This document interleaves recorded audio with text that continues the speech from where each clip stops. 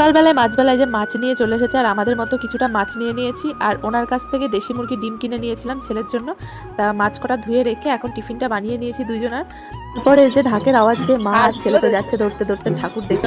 চলো তোমাদেরকেও দেখায়।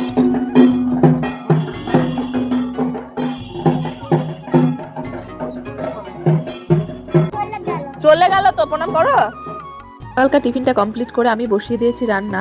আমি রান্না করছি কারণ আমাদের অসহজ মা হাত দেবে না, তাই আমাদের মতো আমি ঠিক রান্না করে নিয়েছি।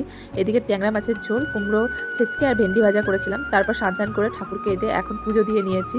তারপর সন্ধেবেলায় এই যে আমাদের এক রাম সীতা মন্দিরে গেছিলাম, তাই রেডি হয়ে এখন বেরিয়ে পড়লাম রাম সীতা মন্দিরের উদ্দেশ্যে। আর ও বাবা এসেছিল, আমাদেরকে নিয়ে গেছে। তো চলো এই যে মা বুড়িমার মন্দির দেখে নাও। আমাদের এখানে ভীষণ জাগ্রত।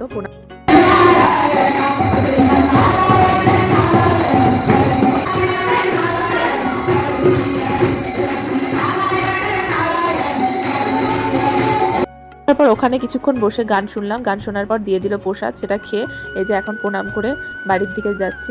তো আজকের ভিডিওটা এখানে শেষ করছি, টাটা।